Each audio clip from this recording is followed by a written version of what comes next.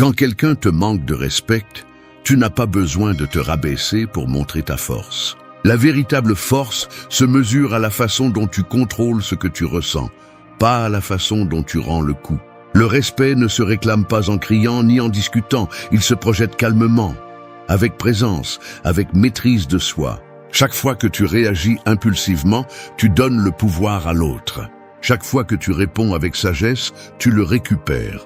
Cette vidéo est pour ceux qui ont déjà compris que tout ne mérite pas une réponse, que la provocation n'est pas un champ de bataille, mais un test de maîtrise de soi. Ici, il ne s'agit pas de réprimer les émotions, mais de les diriger, de transformer l'impulsion en stratégie, la colère en clarté et l'orgueil en équilibre. Parce que celui qui maîtrise son esprit n'a pas besoin de prouver quoi que ce soit. Sa seule sérénité impose déjà le respect.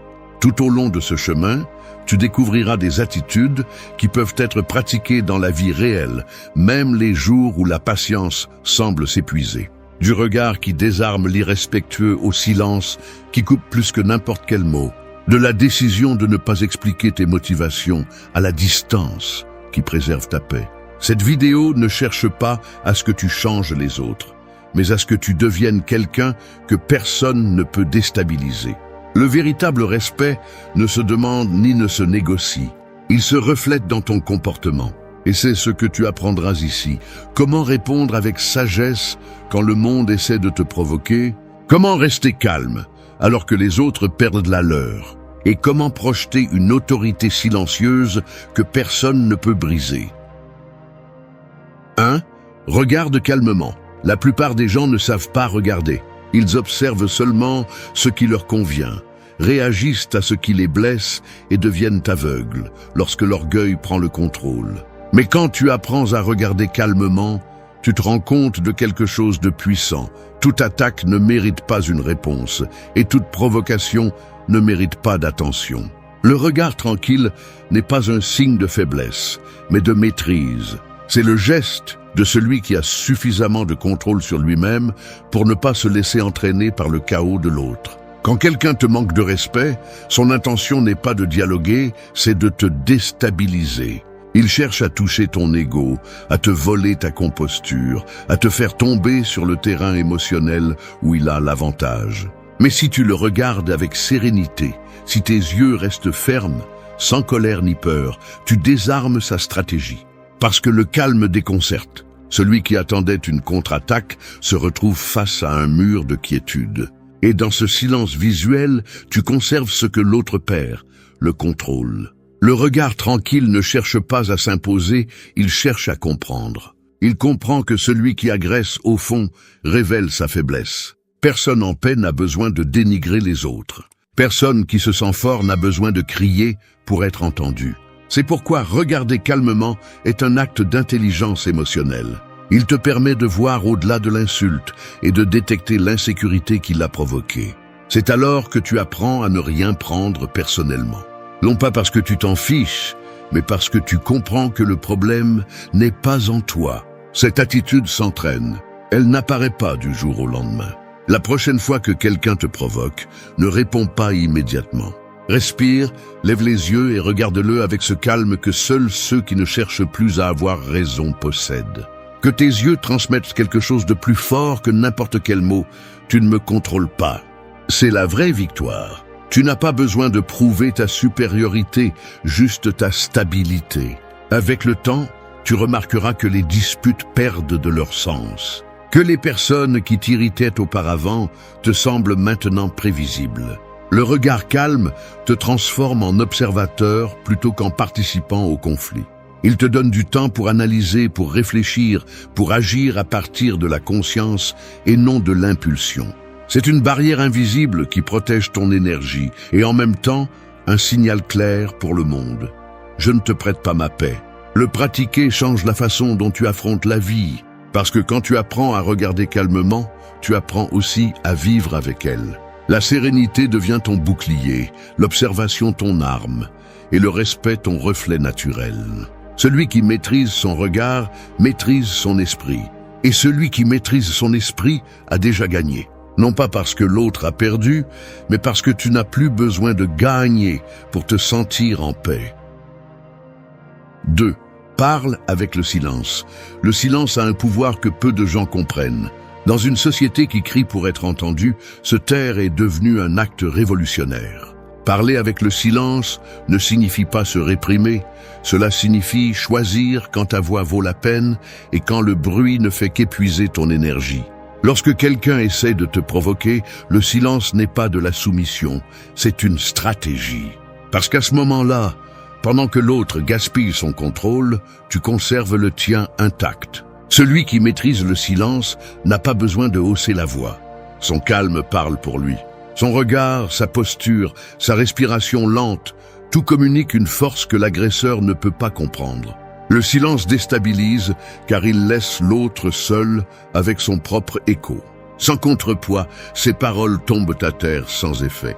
Ce qu'il espérait être une guerre verbale devient une scène inconfortable où seul l'un se décompose, celui qui ne savait pas se taire. Il y a des moments où la meilleure réponse n'est pas une phrase parfaite, mais une absence de celle-ci. Le silence sage ne cherche pas à avoir le dernier mot, il cherche à maintenir le dernier calme. Parce que lorsque tu entres dans la dynamique de te justifier ou de te défendre contre quelqu'un qui n'écoute pas, tu perds. Personne ne gagne en discutant avec quelqu'un qui veut juste avoir raison. C'est pourquoi les stoïciens disaient que le sage parle peu, et quand il le fait pour construire, pas pour détruire. Pratiquer le silence n'est pas facile. L'esprit veut répondre, veut attaquer, veut prouver que tu n'es pas faible. Mais c'est justement là que se trouve la leçon. L'impulsion de répondre est un piège de l'ego.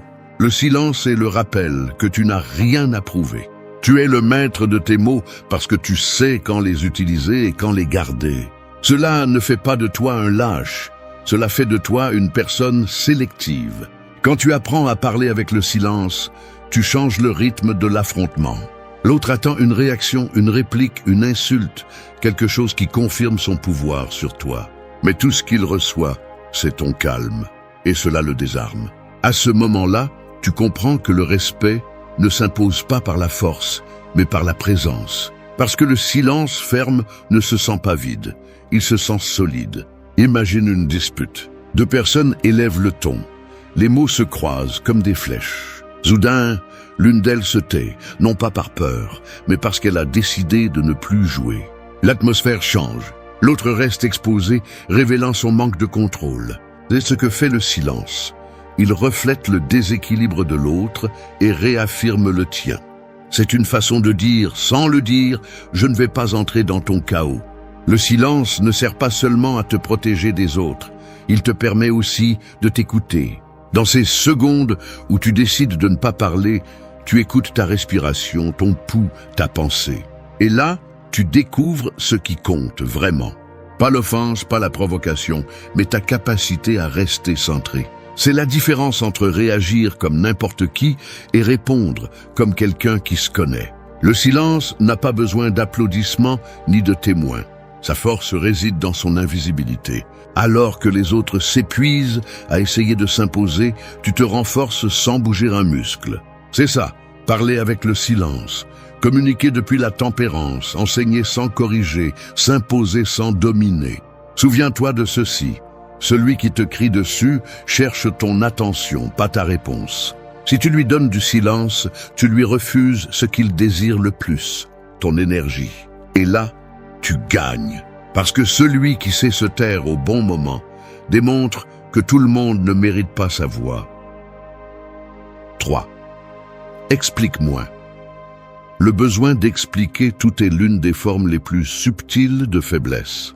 Chaque fois que tu justifies tes décisions devant quelqu'un qui ne les apprécie pas, tu cèdes une partie de ton pouvoir.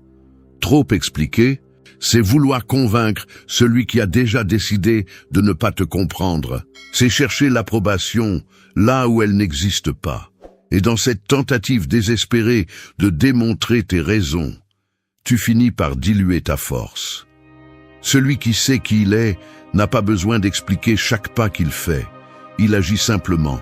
Et ses résultats parlent pour lui. Nous vivons à une époque où tout le monde veut donner son avis, surtout, même sur ta vie. On te dit ce que tu devrais faire, comment tu devrais te sentir, pourquoi tes choix ne sont pas les bons. Mais il y a quelque chose qui distingue un esprit fort d'un esprit dépendant. La capacité de garder le silence lorsque le monde exige une justification. Tu ne dois pas d'explication à celui qui n'est pas prêt à écouter avec respect. Ta tranquillité n'a pas besoin de défense. Expliquer moins n'est pas de l'arrogance, c'est de l'autocontrôle.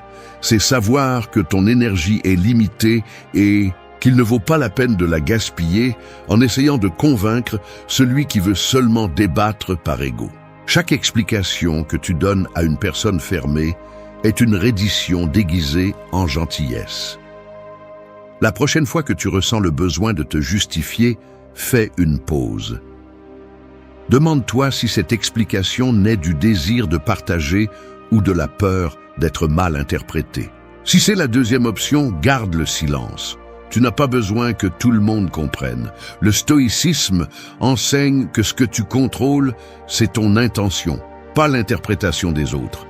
Tu peux parler clairement, agir de manière cohérente, mais tu ne peux jamais contrôler comment les autres recevront tes mots. Certains ne cherchent qu'à trouver des défauts, d'autres cherchent à te blesser sous le déguisement de l'intérêt. C'est pourquoi expliquer moins n'est pas un détachement émotionnel. C'est une protection psychologique. C'est choisir de prendre soin de ton esprit plutôt que de satisfaire la curiosité des autres. Lorsque quelqu'un te questionne avec sarcasme, avec un ton moqueur ou avec mépris, regarde-le calmement et réponds avec l'essentiel. Si on te demande pourquoi tu t'es éloigné, dis simplement « Cela ne me fait pas de bien ». Si on te demande des raisons pour tes limites, réponds « J'en ai besoin ». Bref, ferme, réel. Ne nourris pas les discussions avec des discours. La clarté tranche plus que 1000 arguments. Et lorsque tu apprends à le faire, tu découvres que les gens commencent à te prendre au sérieux, non pas parce que tu expliques plus, mais parce que tu parles moins. Chaque explication inutile ouvre la voie à la manipulation. Celui qui cherche à te dominer le fait à travers tes mots. Plus tu parles, plus tu donnes d'informations sur ce qui t'affecte, ce que tu crains, ce qui t'importe. C'est pourquoi le sage mesure ses mots comme un guerrier mesure sa respiration avant un coup.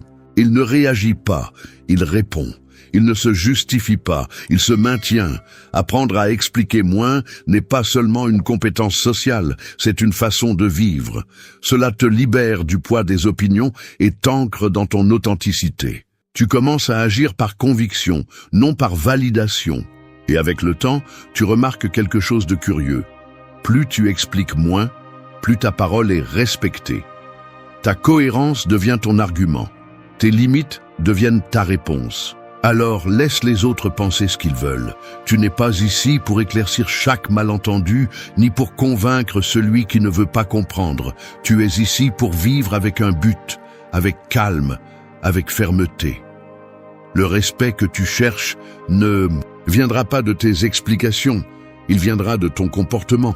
Et quand tu y parviens, tu comprends que la véritable force ne réside pas dans le fait de dire plus, mais dans le fait de savoir quand il n'est plus nécessaire de dire quoi que ce soit. 4. Éloigne-toi sans culpabilité. Il y a des moments où rester est une forme d'autodestruction. Rester dans des endroits où tu n'es pas respecté, où ta paix s'érode petit à petit, est une façon silencieuse de te perdre. S'éloigner ne signifie pas toujours abandonner.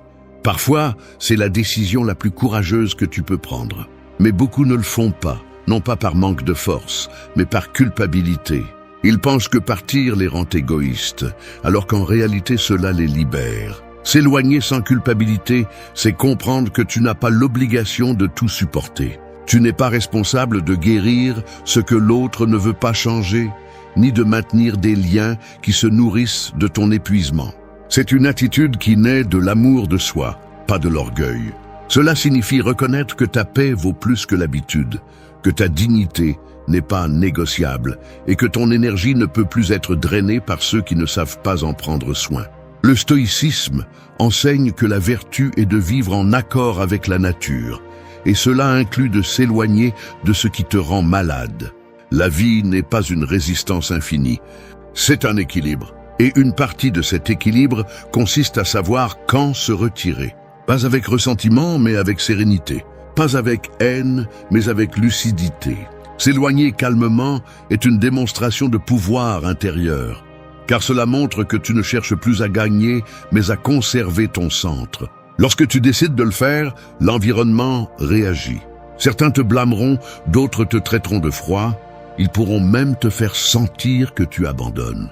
Mais cela ne doit pas te troubler. La culpabilité qu'ils essaient de t'imposer n'est pas la tienne. C'est le reflet de leur malaise face à ta liberté. Les gens qui bénéficient de ta présence célèbrent rarement ta distance. C'est pourquoi tu dois apprendre à fermer des portes sans remords, sachant que celui qui te valorise vraiment ne t'oblige pas à rester à tes dépens. S'éloigner sans culpabilité implique aussi le silence. Tu n'as pas besoin de l'annoncer, ni de le justifier, ni de le dramatiser. Agisse simplement. Fais un pas en arrière et observe comment l'énergie commence à s'organiser. Parce que lorsque tu te retires de ce qui ne te valorise pas, l'univers interprète ce mouvement comme un signe de respect envers toi-même. Et lorsque tu te respectes, la vie commence à le faire aussi. Ne confonds pas la paix avec la fuite. La paix se construit à partir de la clarté. La fuite à partir de la peur. S'éloigner sans culpabilité n'est pas fuir, c'est choisir. C'est regarder une situation avec froideur et dire « il n'y a plus de croissance ici ». Et cette phrase, bien qu'elle fasse mal, te redonne le contrôle. Parce que personne ne peut te forcer à rester là où tu ne te sens plus libre. Avec le temps, tu comprendras que l'acte de t'éloigner n'élimine pas ce que tu as vécu. Il t'apprend simplement à lâcher prise sans rancune. Tu apprends que toutes les batailles ne méritent pas d'être menées et que la dignité n'est pas criarde, elle agit. Tu te rends compte que la véritable maturité n'est pas de tout résister, mais de savoir quand une étape est terminée. Et quand tu y arrives, quelque chose change en toi. Tu ne te sens plus lourd à la fin des cycles, tu te sens soulagé. Alors, si tu sens que tu soutiens l'insoutenable, lâche prise. N'attends pas l'approbation de personne. Celui qui comprend ta distance te respecte. Celui qui ne le fait pas te révèle sa véritable place dans ta vie. Marche calmement, sans regarder en arrière, car celui qui part sans culpabilité ne perd pas, il se récupère. Et ce retour à toi-même vaut plus que toute excuse tardive ou affection conditionnelle. S'éloigner sans culpabilité est le début de ta liberté émotionnelle. 5. Garde ta posture. Quand le respect est mis à l'épreuve, la posture dit tout. Tu n'as pas besoin de crier pour imposer ta présence, ni de céder pour maintenir la paix. Garder ta posture n'est pas de la rigidité, c'est de la cohérence. C'est te soutenir même lorsque l'environnement cherche à te plier. C'est ce point où le calme devient pouvoir, où ton silence se transforme en une déclaration qui dit « Tu ne vas pas me sortir de mon centre ». Dans les moments de tension, la plupart se brisent en cherchant l'approbation ou se perturbent en cherchant le contrôle. Mais la véritable force se démontre lorsque tu peux rester debout au milieu du chaos, sans perdre ta contenance ni ta direction. Cette posture physique et mentale non seulement protège ta dignité, mais communique aussi une vérité profonde. Rien d'extérieur ne peut te dominer si tu ne le permets pas. Le corps ferme, le regard serein et le ton posé envoient un message clair. Tu décides comment agir, pas les émotions de l'autre. Le stoïcisme enseignait que le caractère se forge dans la résistance, pas dans le confort. Et garder ta posture, c'est exactement cela, résister sans ressentir. Il ne s'agit pas de durcir, mais de maintenir ton équilibre. Quand quelqu'un essaie de te provoquer, il le fait pour te tirer à son niveau.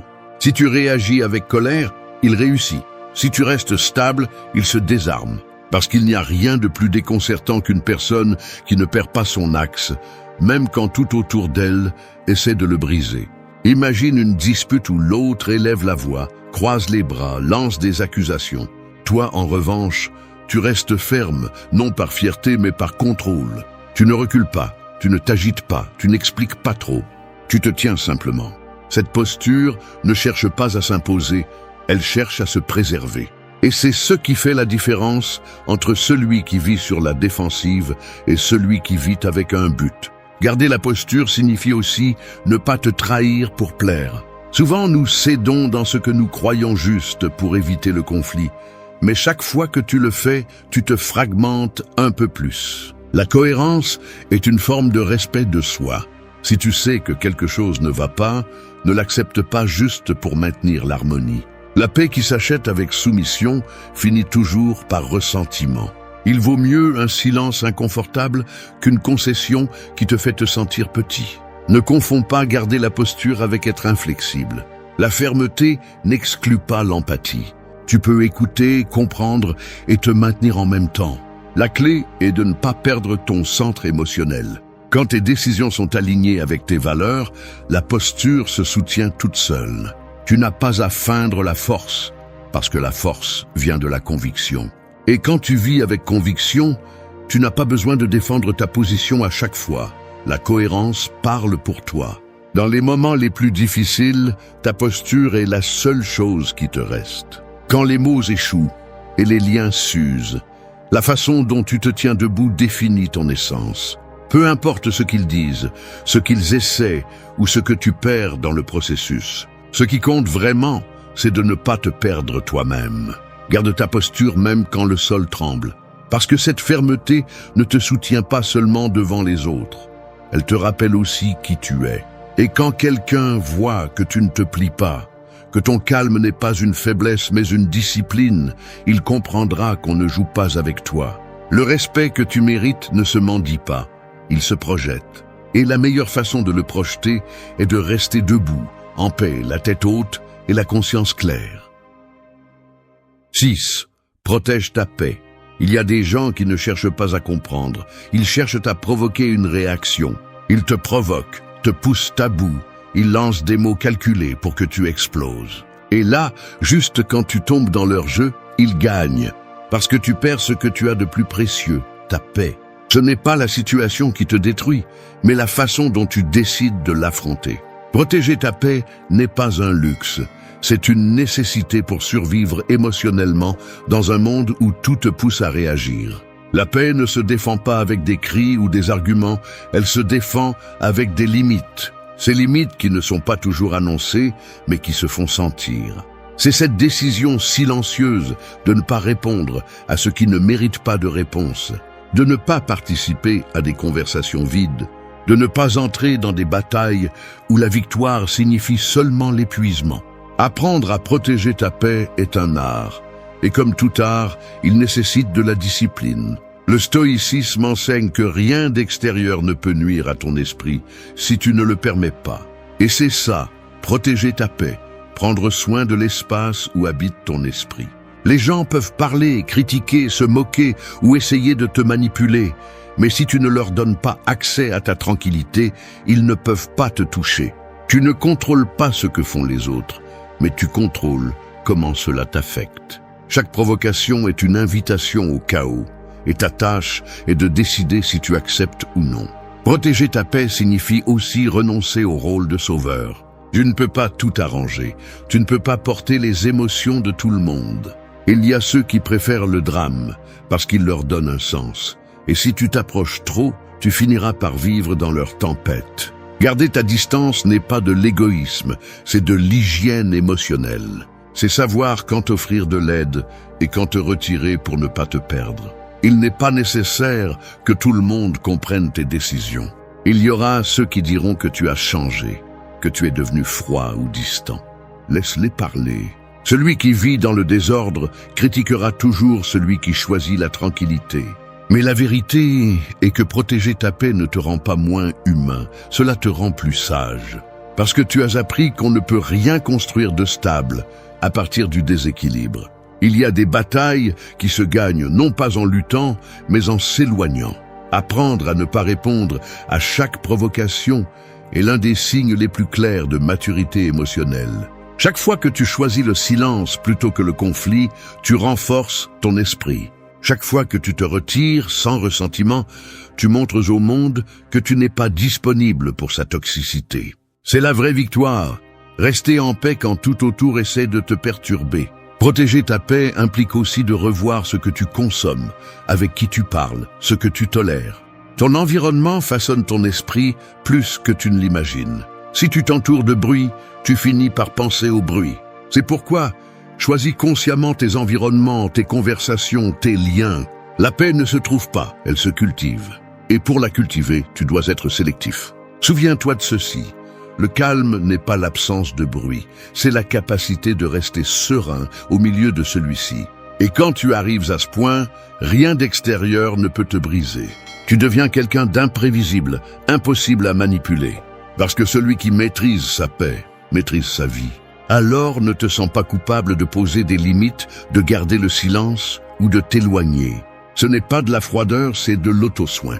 Protéger ta paix, c'est protéger ton esprit, ton énergie et ton équilibre. Et celui qui parvient à les maintenir intacts, même au milieu du chaos, a atteint une forme de pouvoir que peu comprennent et que personne ne peut lui enlever.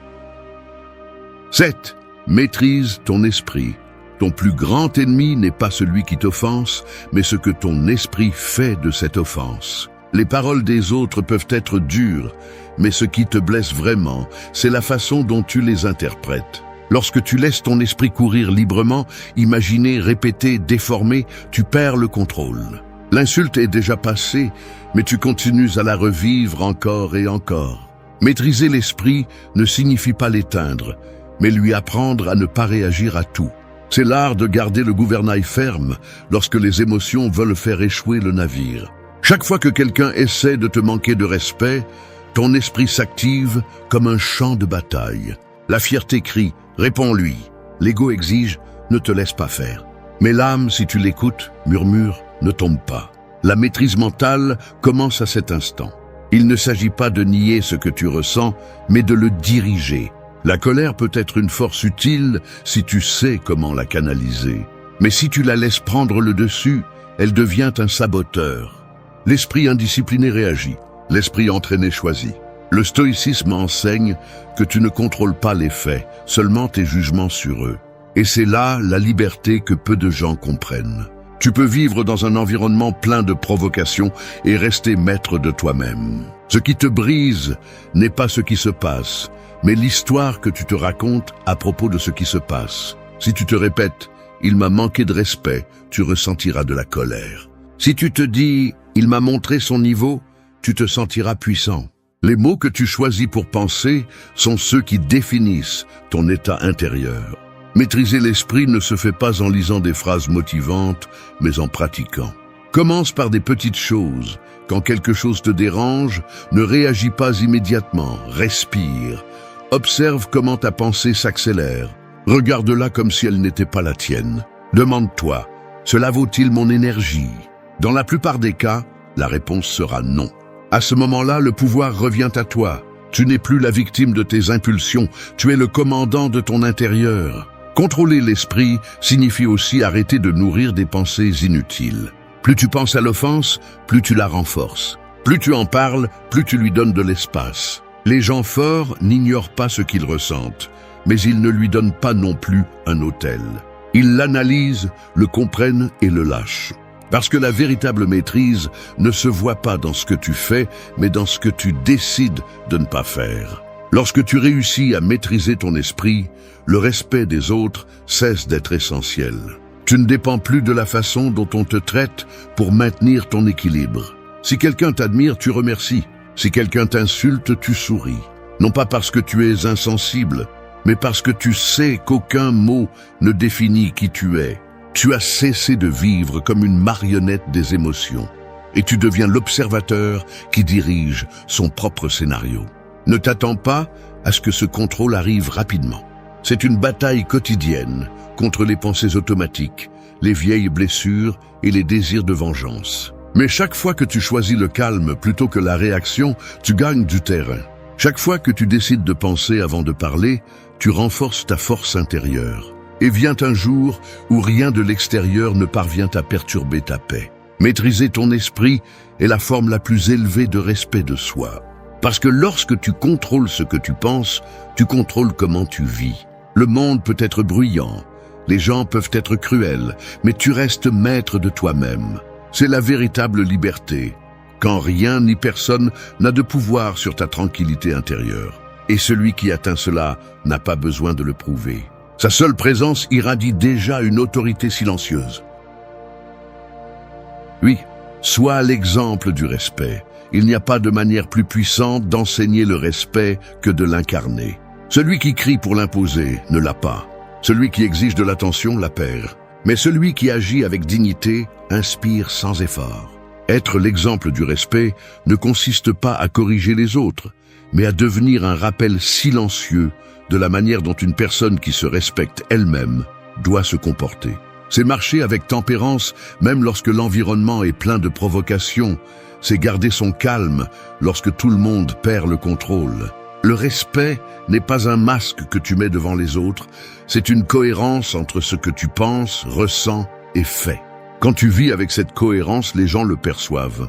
Tu n'as pas besoin de le dire. Tes limites se remarquent, ta sérénité se ressent, ton énergie s'impose. Non pas parce que tu cherches à dominer, mais parce que tu projettes l'équilibre. C'est la différence entre celui qui cherche le respect et celui qui l'incarne. L'un l'exige, l'autre l'émane. Être l'exemple du respect implique aussi d'avoir le courage de ne pas te rabaisser à celui qui t'offense. Si quelqu'un t'insulte, tu n'as pas besoin de répondre de la même manière. Au contraire, ton calme le désarme, ta maturité l'expose. Celui qui reste calme face au manque de respect démontre une supériorité qui n'a pas besoin d'être dite. Je ne parle pas de se sentir supérieur à quiconque. Je parle d'être à un niveau différent de conscience. Celui qui maîtrise son caractère n'a pas besoin de gagner des discussions, car il a déjà gagné en se contrôlant. Dans un monde où tout le monde réagit, tu choisis de répondre avec présence. Et cela, bien que cela puisse sembler simple, est un acte de rébellion. La société t'enseigne que la force se démontre en rendant coup pour coup, mais la véritable force se démontre lorsque tu peux rester calme, regarder dans les yeux celui qui essaie de te briser, et rester toi-même. Ce contrôle est du pouvoir pur. Pas le pouvoir qui écrase, mais celui qui inspire le respect naturel. Être l'exemple du respect signifie aussi traiter les autres avec la même dignité que tu exiges. Ne tombe pas dans l'arrogance de croire que le calme te rend supérieur. Le véritable respect s'étend même à ceux qui ne le comprennent pas. Il ne s'agit pas de justifier le manque d'éducation, mais de ne pas te contaminer avec. Quelqu'un avec le contrôle émotionnel ne cherche pas la vengeance, il cherche l'équilibre. Si l'autre agit avec arrogance, tu agis avec fermeté. Si l'autre blesse, tu marques la distance. C'est du respect pour toi et pour l'autre. Souviens-toi, les gens ne suivent pas les discours, ils suivent les exemples. Tu peux parler de sérénité toute la journée, mais si tu perds le contrôle, au premier commentaire offensif, ton message se dissipe. En revanche, lorsque tu agis avec calme, même tes détracteurs se taisent. Parce que personne ne peut discuter avec quelqu'un qui ne répond pas depuis son ego. Ce silence dérange, mais il enseigne aussi. C'est un miroir qui oblige les autres à se confronter à leur propre désordre interne. Avec le temps, tu verras que le respect que tu projettes transforme ton environnement. Les gens commencent à mesurer leurs mots avec toi, non pas parce que tu les menaces, mais parce que ta présence exige de la considération. Non pas par peur, mais par reconnaissance. Et c'est là le secret. Le respect ne se demande pas.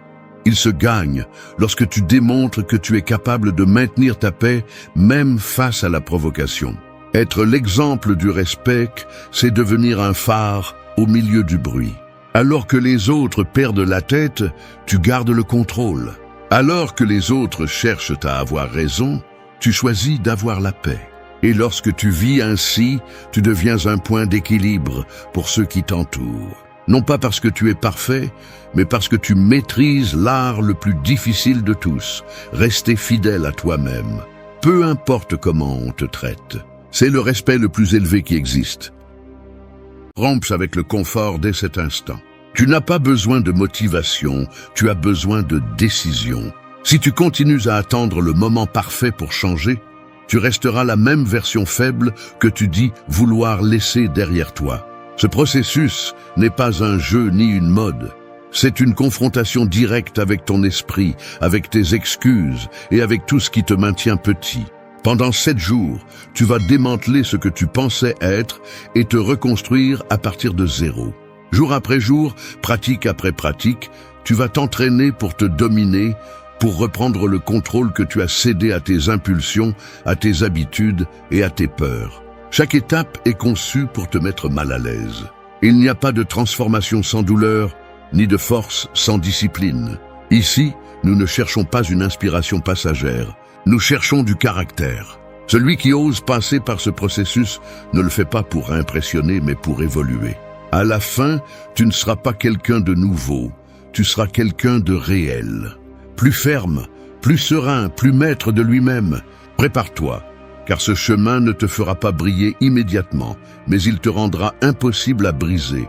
Et quand cela arrivera, tu comprendras que la véritable force ne crie pas, elle se démontre en silence. 1. Brise ta routine. La routine est l'une des formes les plus élégantes que la médiocrité a pour se cacher. Elle se déguise en stabilité, en organisation, en contrôle. Mais au fond, bien souvent, elle n'est rien de plus qu'un cercle invisible qui te maintient coincé dans la même chose encore et encore. Tu te lèves, tu fais la même chose, tu parles de la même manière, tu penses de la même manière, tu ressens la même chose. Et tu finis la journée avec la fausse impression d'avoir progressé. Cependant, tu as juste survécu. Et survivre n'est pas la même chose que vivre. Chaque jour répété sans intention est une reddition silencieuse face au conformisme. Briser la routine ne signifie pas détruire tout ce que tu fais, mais défier ce que tu fais sans conscience. Cela signifie briser les automatismes qui te maintiennent endormi. Le cerveau aime la répétition car elle lui donne une illusion de sécurité. Mais cette même sécurité est celle qui t'endort. Le changement n'arrive pas quand tout est calme. Il arrive quand tu oses te mettre mal à l'aise. Quand tu choisis d'agir différemment, même si tu n'en as pas envie, même si ton esprit résiste. Parce que derrière chaque inconfort se cache une expansion. Commence par quelque chose de simple. Change l'heure à laquelle tu te réveilles. Sors te promener sans ton téléphone. Entraîne-toi quand ton corps te dit de te reposer. Prends de petites décisions qui te forcent à être présent. Parce que quand tu fais quelque chose de différent, ton esprit s'active et cette activation te ramène à la vie. Chaque acte de conscience est un coup contre la monotonie qui te vole de l'énergie. La routine ne se brise pas avec de grands gestes, mais avec de petits choix répétés avec force. Beaucoup confondent discipline et répétition, mais ce sont des choses différentes. Répéter sans penser est une habitude mécanique. Agir avec un but est une discipline consciente. La vraie discipline ne te rend pas esclave de ce que tu fais, mais maître de ce que tu choisis. Si chaque jour tu répètes tes mouvements sans but, tu deviens un robot fonctionnel, efficace mais vide. Mais si chaque jour tu choisis consciemment de suivre ton but, même quand tu n'en as pas envie, c'est là que tu construis du caractère. Briser la routine, c'est défier l'inertie. Et l'inertie est puissante. Elle te convainc que tu vas bien simplement parce que tu ne vas pas mal. Mais cette médiocrité silencieuse est celle qui éteint lentement ton esprit. Si tu continues à faire la même chose, tu resteras le même. Et si le même toi t'a amené jusqu'ici, n'espère pas qu'il te mène plus loin. Tu veux grandir? Change ton mouvement. Tu veux changer ta vie? Change ton rythme. Tu veux évoluer? Change ta façon de commencer la journée. N'attends pas de te sentir prêt pour le faire. L'esprit cherche des excuses, toujours. Il te dira que demain c'est mieux, que tu as besoin d'énergie, que aujourd'hui n'est pas le moment. Mais demain sera pareil si aujourd'hui tu ne fais pas quelque chose de différent. La motivation n'arrive pas avant l'action, elle arrive après. Quand tu commences à bouger, l'élan apparaît. Mais si tu attends l'élan, tu ne commenceras jamais. Briser la routine implique aussi de faire face à la peur de perdre le contrôle. Parce que changer quelque chose, même si c'est petit, est un rappel que tout ne dépend pas de toi.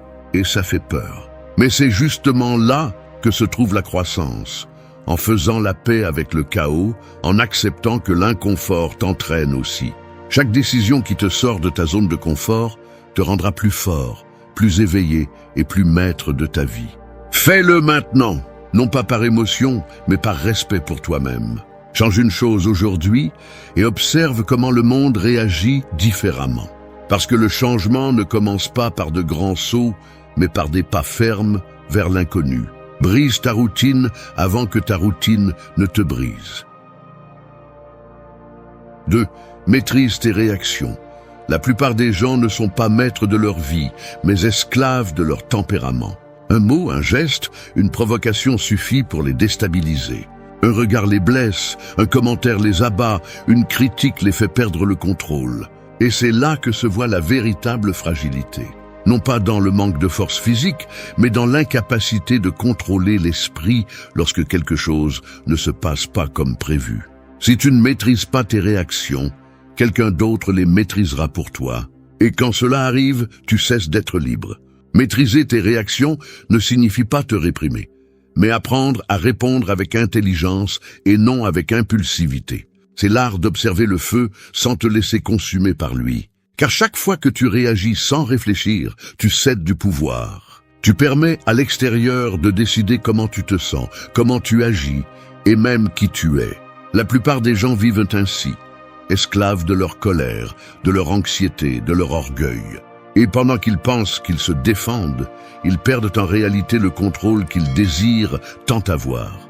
Un homme ou une femme forte n'est pas celui ou celle qui ne se perturbe jamais, mais celui ou celle qui, même perturbé, choisit sa réponse. Apprends à respirer avant de parler, à observer avant de juger et à te retirer avant de détruire. Ce n'est pas de la faiblesse, c'est de la maîtrise. Si quelqu'un te provoque, souris. Si on t'ignore, continue. Si on te déçoit, apprends. Non pas parce que tu es indifférent, mais parce que tu comprends que rien de ce qui vient de l'extérieur ne peut altérer ce que tu décides de maintenir ferme à l'intérieur. Chaque situation difficile est un terrain d'entraînement. Quand quelqu'un essaie de te provoquer, c'est une occasion de te prouver à toi-même que tu ne réagis plus de la même manière. L'esprit veut sauter, se défendre, se justifier. Mais tu respires, observes et choisis. À cet instant, tu brises le schéma et récupères le pouvoir. Les émotions intenses sont de l'énergie et tu décides si tu les utilises pour détruire ou pour renforcer. La maîtrise intérieure ne se construit pas en lisant des phrases motivantes. Elle se construit en affrontant l'inconfort sans exploser. À chaque dispute, à chaque moment de frustration, ta véritable progression est mesurée.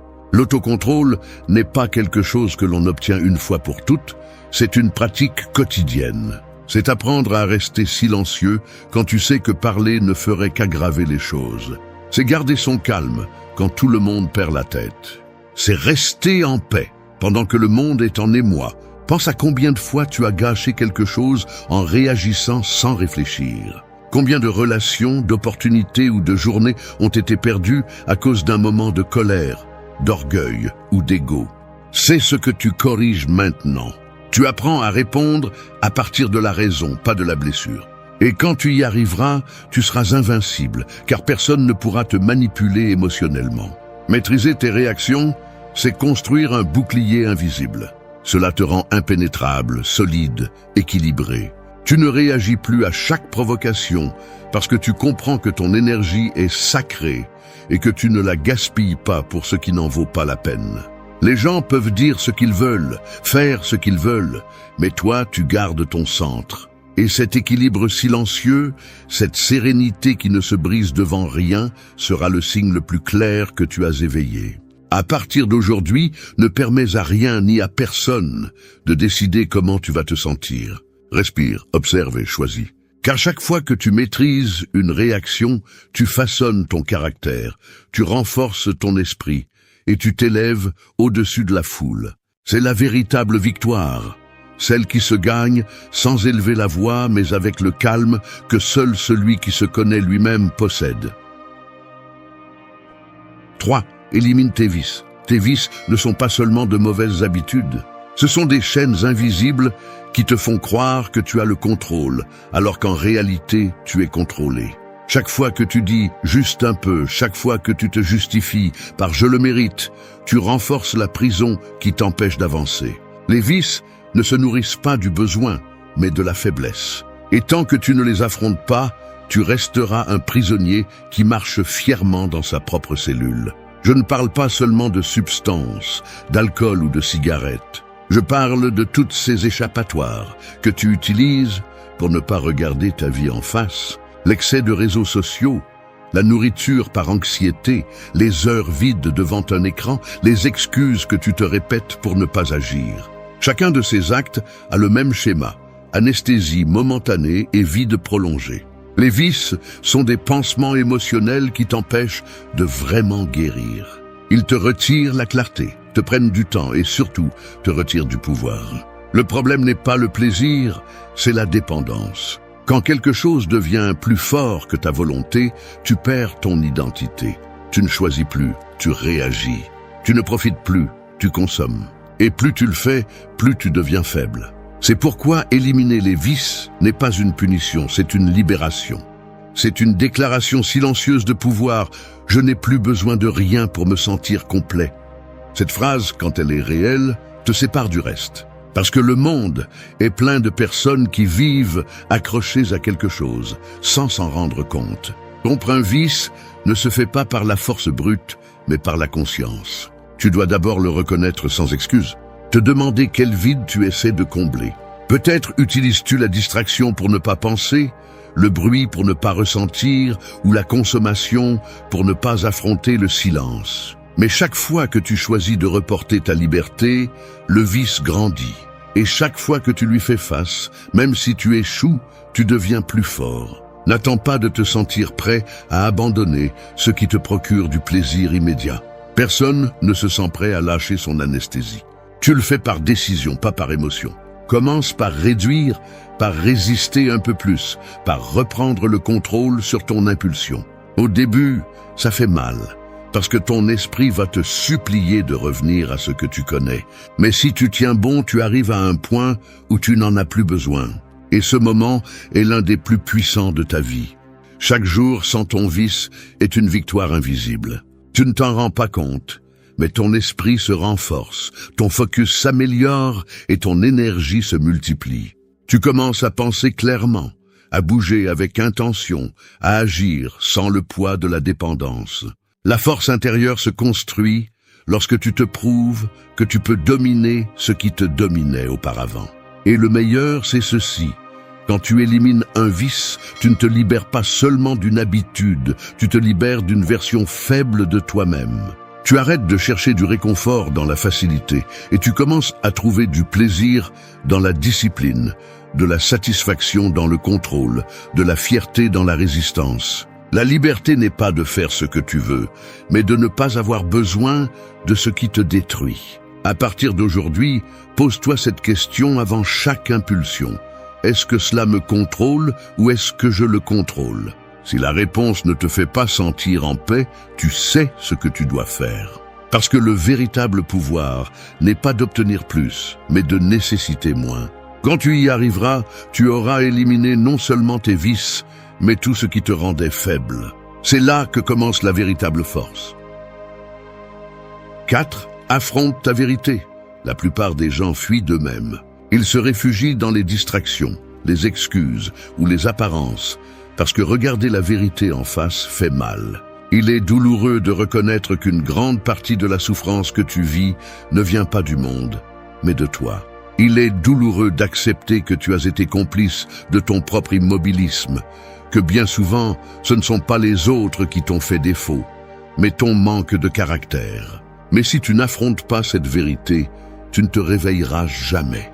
Tu ne peux pas construire une nouvelle version de toi sur les mensonges avec lesquels tu te protèges. La vérité ne se présente pas toujours avec élégance. Parfois, elle arrive comme un coup sec, comme un silence gênant ou comme une fatigue profonde qui te fait dire « je ne peux plus continuer comme ça ». Ce moment est le point de rupture.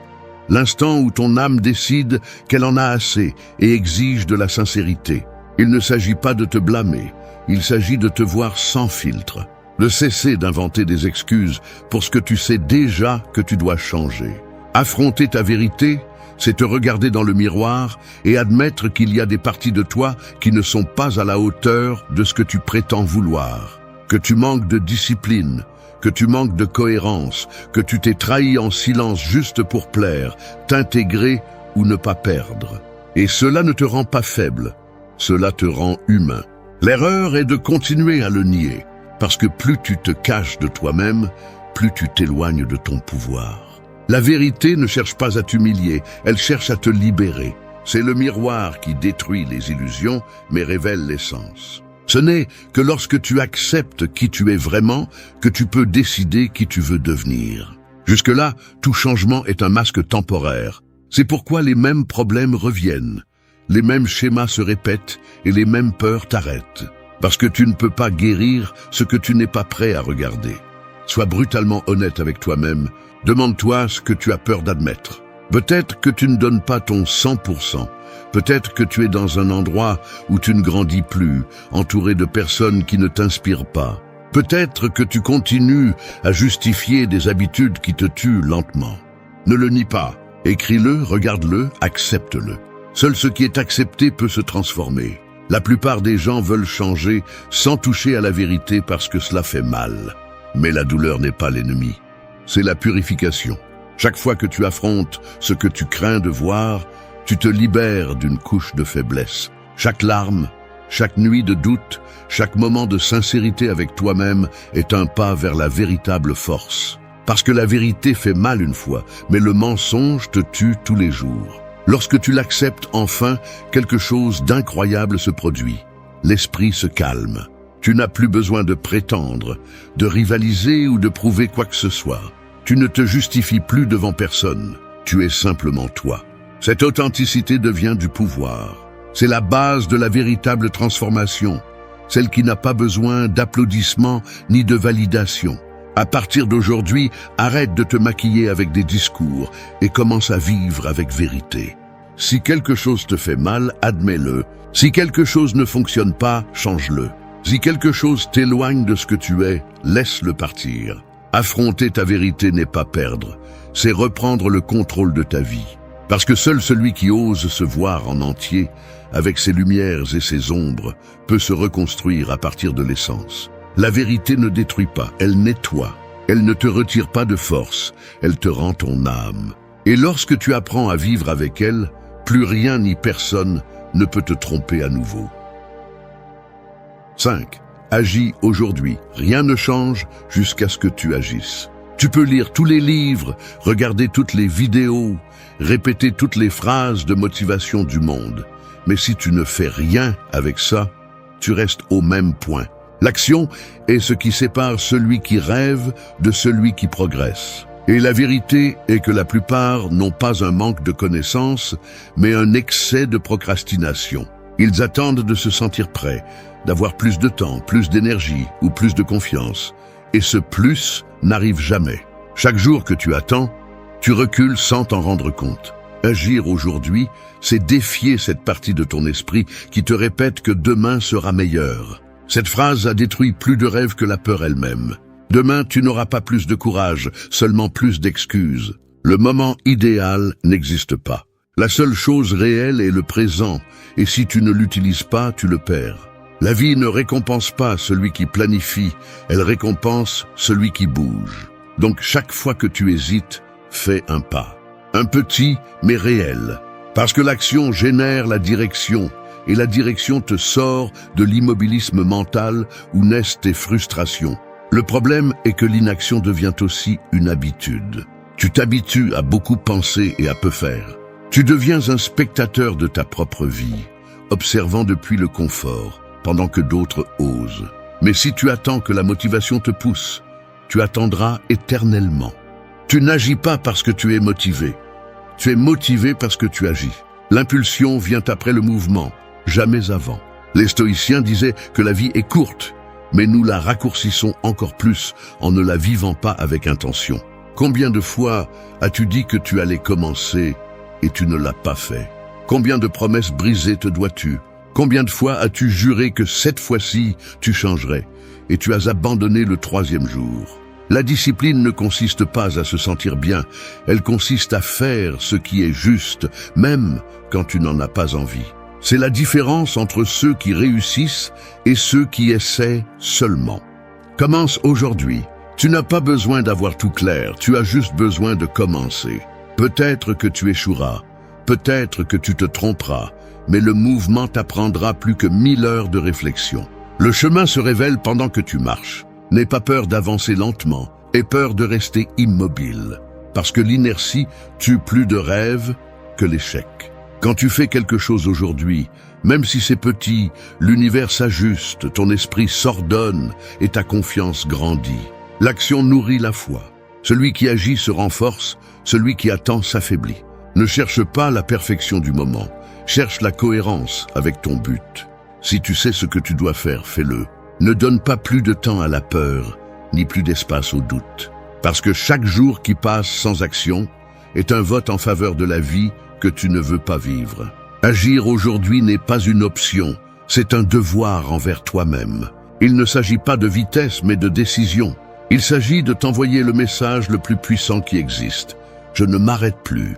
Chaque pas que tu fais, chaque action que tu choisis, chaque effort que tu fais quand personne ne te voit, construit la version de toi que tu as toujours voulu être. Alors fais-le.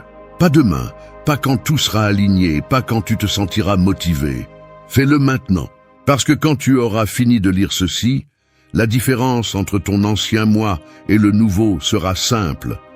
L'un pensait, l'autre a agi.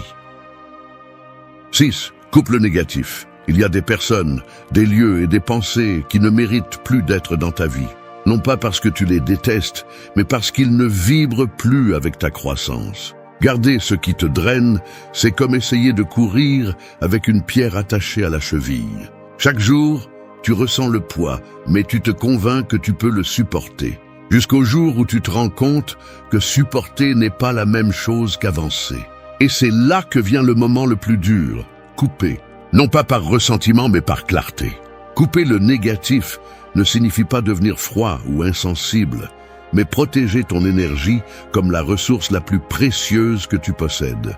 Car chaque conversation vide, chaque environnement chargé, chaque lien qui exige plus qu'il n'apporte, te vole ta présence. La négativité ne crie pas toujours. Parfois, elle se déguise en affection, en habitude ou en culpabilité. Mais si, après avoir vu quelqu'un, tu te sens épuisé plutôt qu'en paix, tu as ta réponse. Ce n'est pas ta responsabilité de guérir ce qui ne veut pas guérir.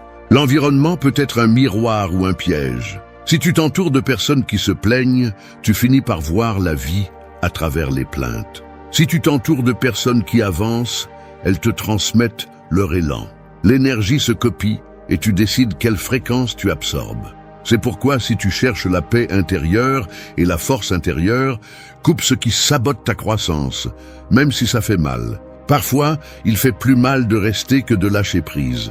Coupe aussi les pensées qui te sabotent, les voix intérieures qui répètent « tu ne peux pas, tu ne sers à rien, ce n'est pas le moment ». Ce ne sont pas des vérités, ce sont des blessures qui parlent. Et tant que tu les écoutes, tu continueras à agir à partir de la faiblesse. Commence à remplacer chaque pensée limitante par une affirmation de pouvoir. N'attends pas que l'esprit change tout seul. Discipline-le. C'est l'outil le plus puissant, mais aussi le plus dangereux quand tu ne le contrôles pas. La négativité se cache aussi dans les habitudes qui semblent inoffensives. Passer des heures sur les réseaux sociaux à te comparer, consommer des nouvelles qui ne génèrent que de la peur. T'entourer de personnes qui rivalisent de malheur, tout cela programme ton esprit pour le chaos. Tu ne peux pas avoir de clarté si tu te nourris de bruit. Nettoie ton environnement, nettoie tes conversations et nettoie tes pensées. Ce que tu tolères se multiplie et ce que tu élimines fait de la place pour ce qui compte vraiment. Couper le négatif n'est pas un acte d'égoïsme, c'est un acte de respect envers ton but. Chaque fois que tu dis non à ce qui te détourne, tu dis oui à ton équilibre. Les gens peuvent ne pas comprendre, mais tu n'as pas besoin de leur approbation. La paix intérieure ne se négocie pas. Celui qui ne respecte pas tes limites montre pourquoi il doit faire partie du passé. Et n'oublie pas quelque chose d'essentiel, le négatif n'est pas toujours à l'extérieur. Parfois, c'est toi avec ton manque d'ordre, tes excuses ou la façon dont tu parles de toi-même. Apprends à t'observer sans jugement, mais avec fermeté. Si quelque chose en toi draine ton énergie, corrige-le. Ne te punis pas, mais ne te justifie pas non plus. Quand tu coupes le négatif, quelque chose de puissant se produit. Ton esprit s'éclaircit, ton énergie s'élève et ton chemin se dégage. Non pas parce que la vie devient parfaite, mais parce que tu avances maintenant sans entrave. Ce qui te retenait avant n'a plus de pouvoir. Et cette liberté que tu ressens, cette légèreté, c'est le signe que tu reviens à toi. Car la grandeur ne se construit pas en ajoutant plus, mais en éliminant ce qui est superflu. 7. Garde ton calme. Rien ne démontre plus de pouvoir que de garder son calme quand tout semble s'effondrer. La plupart des gens perdent le contrôle au premier signe de chaos. Il crie, accuse, désespère ou abandonne. Mais celui qui a appris à garder son calme devient inébranlable, non pas parce qu'il ne ressent rien, mais parce qu'il comprend que réagir avec colère ou peur ne résout jamais rien. Dans le silence de l'esprit serein, on prend les décisions qui changent vraiment le destin. Le calme n'est pas passivité, c'est maîtrise. C'est la capacité de maintenir le contrôle interne, même si le monde extérieur devient imprévisible. C'est le résultat d'un esprit entraîné, d'une discipline mentale qui ne se laisse pas emporter par l'impulsion. Alors que d'autres se noient dans la tempête, tu choisis d'être l'eau tranquille, qui observe comment tout se met en place sans rompre son cours. C'est du pouvoir, c'est de la grandeur. Garder son calme ne se fait pas du jour au lendemain. Cela s'entraîne. Cela se construit chaque fois que tu t'arrêtes avant de réagir, chaque fois que tu décides de ne pas répondre avec colère, chaque fois que tu choisis d'observer avant de juger. Dans ces secondes de pause, se définit la différence entre celui qui domine son esprit et celui qui est dominé par lui. Il n'est pas faible de se contenir, c'est une stratégie. Quand tu perds ton calme, tu perds le contrôle. Tu dis des choses que tu ne voulais pas dire, tu fais ce que tu ne voulais pas faire, et ensuite tu le regrettes. Mais quand tu le gardes, tu peux voir ce que les autres ne voient pas. Le calme te donne une perspective. Il te permet d'agir avec précision, pas avec désespoir. Il t'apprend que tu n'as pas besoin de crier pour être entendu, ni de montrer de la force pour que les autres la reconnaissent. La sérénité authentique se perçoit sans mots. Ne laisse rien ni personne voler ton centre. La vie va te tester encore et encore. Elle va te provoquer avec des injustices, des pertes, des personnes qui voudront te déstabiliser. Mais si tu réussis à garder ton calme, tu gagnes. Parce que rien ne peut manipuler celui qui ne réagit pas. Tu peux perdre de l'argent, des relations ou de la stabilité, mais si tu ne perds pas ton calme, tu peux tout reconstruire. L'esprit en paix est une arme invincible. Pratique le calme au quotidien. Quand quelqu'un t'interrompt, quand quelque chose se passe mal, quand les choses ne se passent pas comme tu l'avais prévu, respire. Ne cède pas ton énergie à ce qui ne mérite pas ton attention. Chaque fois que tu choisis le contrôle sur le chaos, tu deviens plus fort. Le calme est comme un muscle. Plus tu l'exerces, plus il te protège. Être serein ne signifie pas être indifférent. Cela signifie être conscient. Cela signifie comprendre que tout ne mérite pas une réaction, que tout problème ne nécessite pas ton anxiété. Parfois, la meilleure réponse est le silence, la meilleure défense est la patience, et la meilleure revanche est ta tranquillité. Celui qui veut te voir perturbé cherche ta faiblesse. Ne lui donne pas ce plaisir. Que ton calme soit ce qui les déconcerte le plus. La sérénité te donne aussi de la clarté.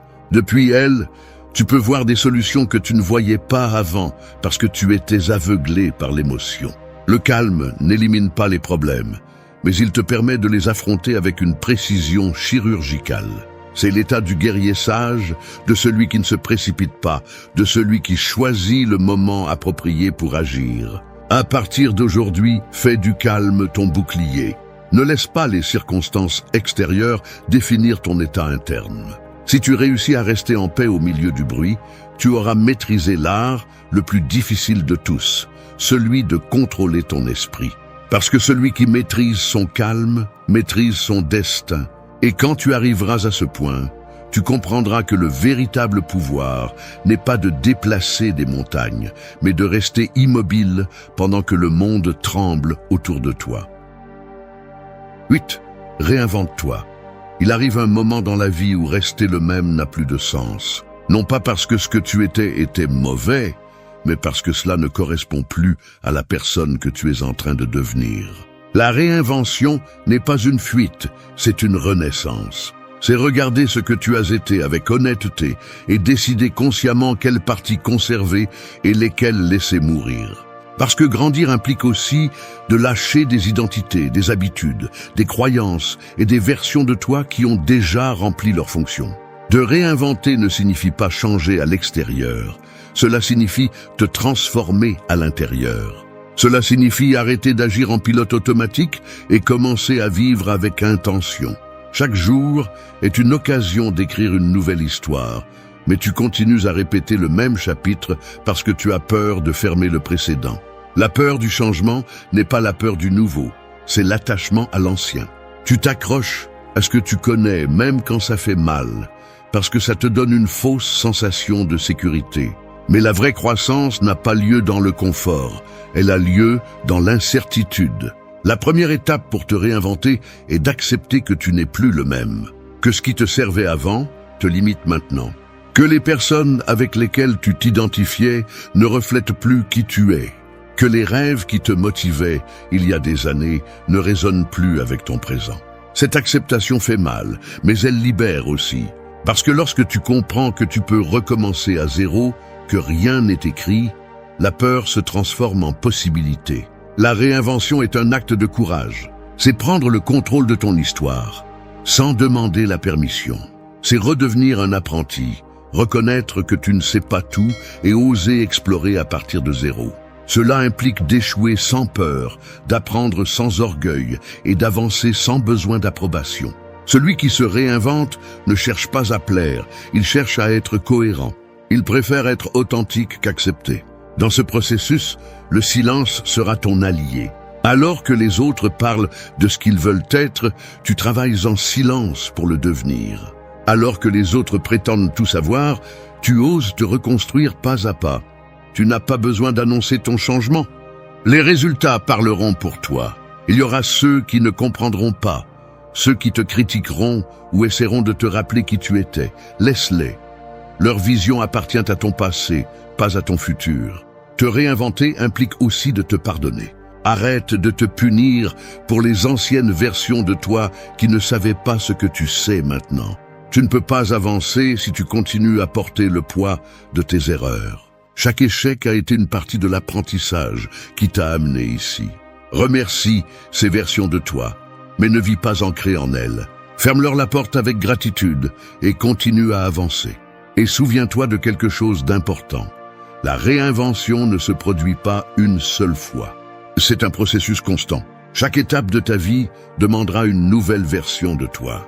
Si tu résistes, tu souffriras. Si tu te laisses porter, tu grandiras. Changer n'est pas te perdre, c'est te retrouver plus sage, plus fort, plus conscient. Alors arrête d'attendre que la vie te pousse. Sois toi qui fais le premier pas. Crée la version de toi que tu as toujours imaginée, même si ton âme tremble en le faisant. Tu n'as pas besoin de garantie, juste de décision. Parce que celui qui a le courage de se réinventer cesse de survivre et commence à vivre. Quand tu oses le faire, le passé ne te définit plus, la peur cesse de commander et l'opinion des autres devient un bruit lointain. Tu deviens quelqu'un de nouveau, non pas parce que tu sembles, mais par la sérénité avec laquelle tu marches. Et là, dans ce silence où naît ta nouvelle version, tu découvriras ce que tu as toujours été, quelqu'un capable de se transformer sans perdre son essence.